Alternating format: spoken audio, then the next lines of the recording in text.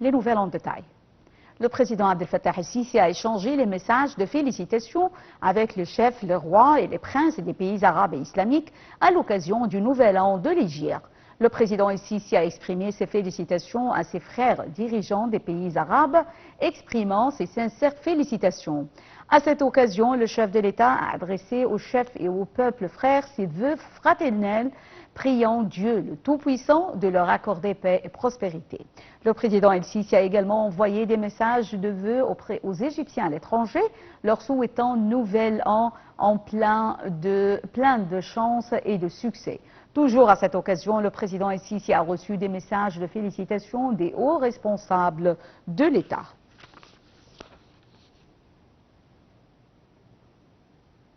Le président Abdel Fattah el-Sisi a reçu un appel téléphonique du président syrien Bachar el-Assad, au cours duquel les deux présidents ont échangé leurs félicitations à l'occasion de la nouvelle année hégire, souhaitant Dieu le Tout-Puissant la ramène aux nations arabes et islamiques avec bonté et bénédiction. L'appel téléphonique a également porté sur les derniers développements de la situation régionale, où des points de vue ont été échangés sur le rejet total des tentatives visant à liquider la question palestinienne ou à déplacer les Palestiniens.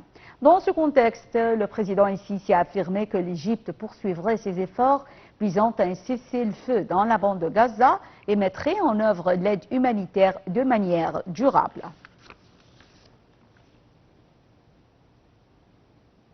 Le Premier ministre, Dr Mostafa Medbouli, a inspecté ce matin un certain nombre de projets en exécution, dont le jardin de Tel el-Fostat et la restauration du parc patrimonial d'El Azbakeya, dans le cadre de suivre la position exécutive actuelle de ces projets. Sarah Al-Maghrabi et les détails.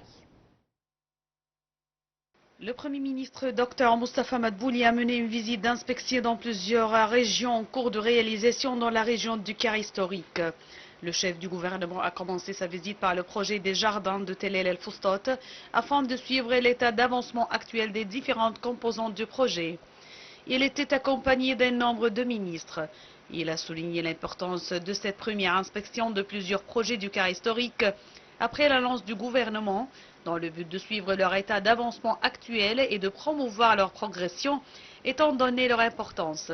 Il a mentionné la grande importance que l'État accorde au projet de développement du parc Al-Fostat qui comprend le développement de vastes espaces verts et la création de jardins publics ainsi que de nombreuses attractions touristiques en ligne avec l'objectif du gouvernement d'augmenter le nombre de touristes en Égypte. Dans ce contexte, Dr Medbouli a insisté sur l'importance d'intensifier les efforts déployés pour ce projet, d'accélérer son exécution et d'étudier la possibilité de mettre en service certaines de ces installations et composantes dès que possible afin de permettre une mise en service progressive du projet. De son côté, le ministre du Logement, des Services publics et des communautés urbaines a souligné que le projet du parc d'Al-Fostat est l'un des grands projets réalisés par le ministère.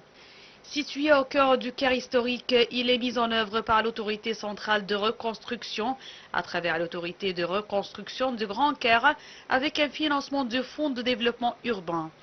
Le ministre du Logement a expliqué que ce parc est l'un des plus grands du Moyen-Orient, couvrant environ 500 faidans, situé dans un emplacement central au cœur du Caire historique. Il a ajouté que la réalisation du parc s'inscrit dans le cadre des efforts de l'État pour développer le Caire historique, fournir des espaces de loisirs pour les citoyens et augmenter la part des espaces verts et des espaces publics par habitant.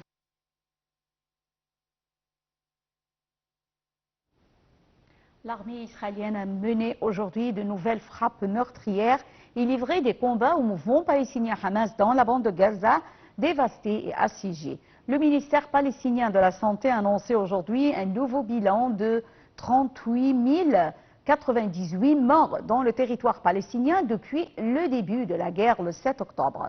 Sarah Al-Maghrabi nous donne plus de détails.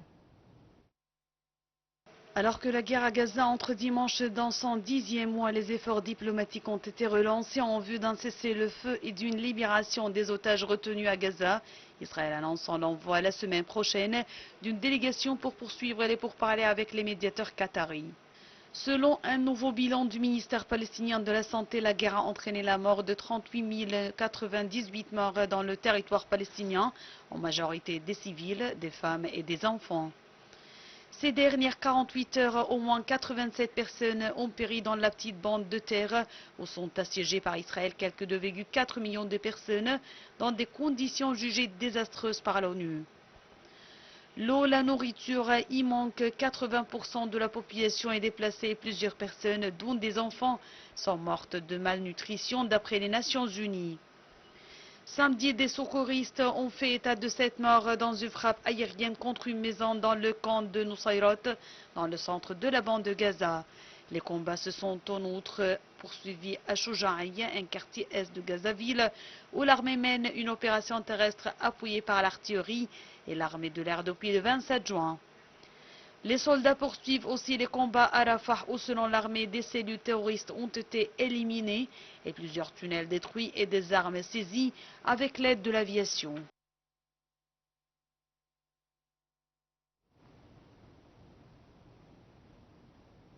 L'agence de l'ONU pour les réfugiés palestiniens, l'UNRWA, a déclaré que les forces israéliennes poursuivent leur agression aérienne, terrestre et maritime dans diverses régions de la bande de Gaza.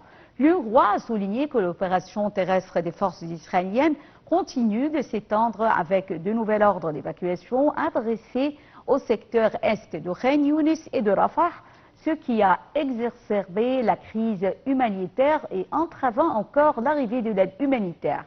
Selon l'UNRWA, 1,9 million de personnes à Gaza sont déplacées à l'intérieur du pays, y compris des personnes qui ont été déplacées 9 ou 10 fois.